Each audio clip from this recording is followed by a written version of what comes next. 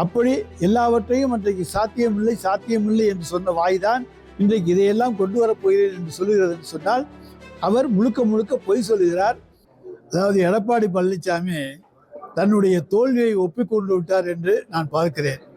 ஏனென்றால் அவர் கொடுக்கிற வாக்குறுதிகள் அவர் அவருடைய காலத்தில் நிறைவேற்ற முடியாதவை. அவை நிறைவேற்ற முடியாது என்று சொன்ன வாக்குறுதிகளை அவர் இப்பொழுது திரும்ப சொல்லிக் கொண்டிருக்கின்றார். இன்றைக்கு மகளிருக்கு 2000 ரூபாய் சொல்லியிருக்கார். அன்றைக்கு மாண்புமிகு தமிழ்நாடு முதலமைச்சர் தலைவர் தளபதி அவர்கள் அன்றைக்கு 1000 ரூபாய் மகளிருக்கு உரிமை தொகை வழங்கப்படும் என்று சொன்ன நேரத்தில் என்ன சொன்னார்? மகளிருக்கு ஏமாற்ற பார்க்கிறார், சின்ன குழந்தைகளுக்கு மிட்டாய் கொடுத்து ஏமாற்றுவதை போல ஏமாற்ற பார்க்கிறார். ஒரு காலத்திலும் 1000 ரூபாய் கொடுக்க முடியாதுன்னு சொன்னவர் தான் எடப்பாடி பழனிசாமி. அதே போல இன்னொன்று எடுத்துக்கொண்டீங்கன்னா கட்டணம் இல்லாத பேருந்து இன்னைக்கு அவர் சொல்லியிருக்கார் ஆண்களுக்கு தரப்போறேன்னு சொல்லி. அன்றைக்கு பெண்களுக்கு கட்டணம் இல்லாத பேருந்து என்று சொன்னவுடன் எப்படி சாத்தியம்? டயர் தேய்மானத்துக்கு என்ன பண்ணுவாங்க, சம்பளத்துக்கு என்ன பண்ணுவாங்க, டீசலுக்கு என்ன பண்ணுவாங்க, வண்டி ரிப்பேர் ஆனால் என்ன பண்ணுவாங்க, இப்படியெல்லாம் கேள்விகள் கேட்டு இது அரசையே முடக்க போய் செய்யக்கூடிய செயல். எனவே இதுவும் சாத்தியமில்லாது என்று சொன்னார். அப்படி எல்லாவற்றையும் அன்றைக்கு சாத்தியமில்லை என்று சொன்ன வாய்தான் இன்றைக்கு இதையெல்லாம் கொண்டு வரப்போகிறேன் என்று சொல்லுகிறது என்று சொன்னால் அவர் முழுக்க பொய் சொல்லுகிறார். அவரால் இதில் ஒன்றை கூட அவரால் நிறைவேற்ற முடியாது. அவருடைய காலத்திலும் எதையுமே அவர் நிறைவேற்றவில்லை.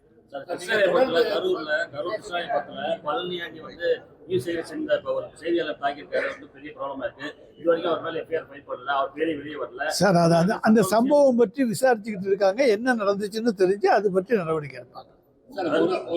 நான்காவது அணியா புதிய களத்துக்கு வந்துள்ள ஒருவரை நம்ம பொருட்படுத்தாம அவங்க கேள்விகள்லாம் பதில் சொல்லாம கடந்து போயிட்டு இருக்க நிலையில அவர் கடுமையான குற்றச்சாட்டை திமுக மேல தொடர்ந்து வச்சுக்கிட்டு இருக்காரு. திருக்குறளை சொல்லி முதல்வர் கடுமையான விமர்சனம் சொல்றாரு.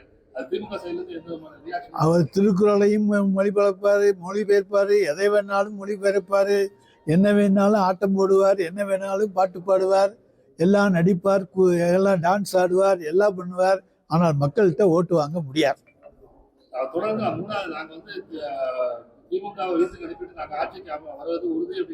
சார் தேர்தல் நிற்கிற ஒரு சுயேட்சை கூட நான் ஜெயிப்பேன்னு தான் சார் சொல்றேன்.